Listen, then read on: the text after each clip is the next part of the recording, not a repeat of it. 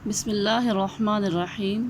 پیارے بچوں، آج ہم نے حدیث نمبر 2 پڑھنی ہے، جو ہے طلب العلم فریضۃ علی کل مسلم۔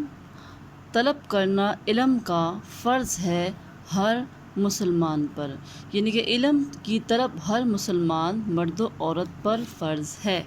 ٹھیک ہے، اللہ تعالیٰ نے فرمایا ہے کہ اے محبوب، تم ارشاد کر دو کہ جو لوگ جانتے ہیں اور جو نہیں جانتے وہ برابر نہیں ہو سکتے۔ تو اس آیت کریمہ میں اہل ایمان کی فضیلت کو بیان کیا گیا ہے۔ اللہ تعالیٰ نے اہل علم کو دوسری مخلوق سے ممتاز کیا ہے۔ حضور اکرم صلی اللہ علیہ وسلم کا یہ بیان کہ علم کی عظمت کو بیان کرنے کے لیے کافی ہے کہ فضل العالم علی العابد کفضل القمر لیلۃ القدر علی سائر الکواکب۔ فرمایا عالم کی فضیلت عابد پر اس طرح ہے جس طرح 14ویں رات کے چمکتے ہوئے چاند کی فضیلت ستاروں پر ہوتی ہے۔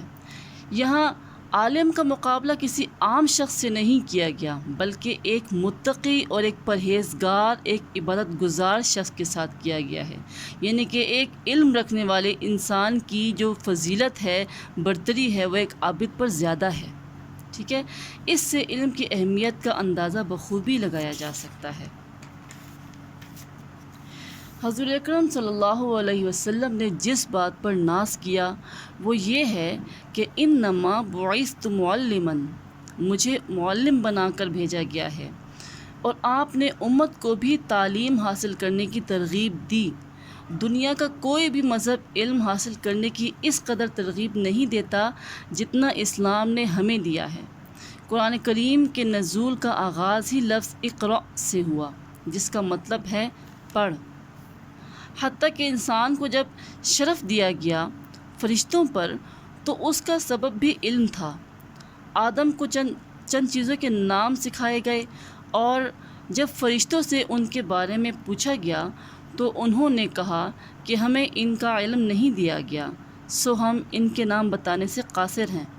لیکن جب آدم علیہ السلام سے کہا گیا کہ اے آدم، تم ان چیزوں کے نام بتاؤ، تو ان کو سکھائے گئے تھے، تو انہوں نے ایک ایک چیز کا نام بتا دیا۔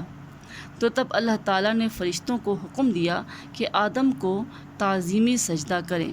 تو بچوں، علم کی اہمیت ان تمام باتوں سے بخوبی واضح ہو گئی ہوگی۔ اس کے علاوہ قرآن مجید میں ایسے بہت سے مقامات ہیں جہاں پر ہم کو علم کے بارے میں، اس کی اہمیت اور فضیلت کے بارے میں ہم کو پتہ چلتا ہے۔ جیسے اللہ تعالیٰ نے سورہ مجادلہ میں فرمایا کہ اللہ تعالیٰ تم میں سے ان لوگوں کے درجات بلند کرتے ہیں جو اہل ایمان ہونے کے ساتھ ساتھ اہل علم بھی ہیں۔ اسی طرح سورہ بقرہ میں اللہ تعالیٰ نے فرمایا کہ اور محمد تمہیں کتاب اور حکمت کی تعلیم دیتے ہیں۔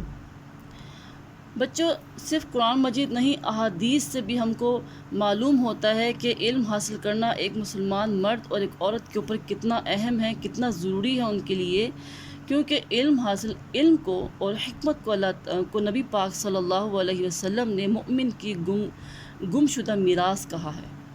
آپ صلی اللہ علیہ وسلم فرماتے ہیں کہ علم و حکمت مؤمن کی متاع گم گشتہ ہے، اسے جہاں پائے حاصل کر لے، وہی اس کا سب سے زیادہ حقدار ہے۔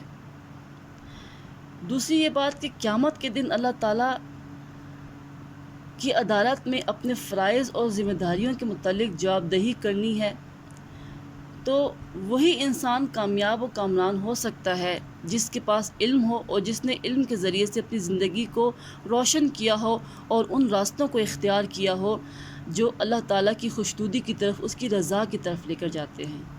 ایک انسان جس کے پاس علم ہوتا ہے وہی اس دنیا میں آنے کے مقصد کو جان سکتا ہے۔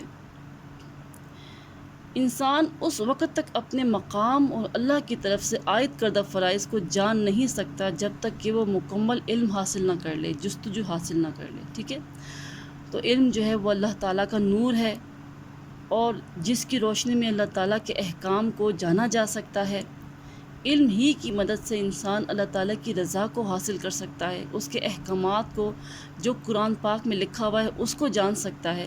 اس لیے علم حاصل کرنا ہم تمام مسلمانوں کے لیے نہ صرف اہم ہے بلکہ ہم پر فرض کیا گیا ہے۔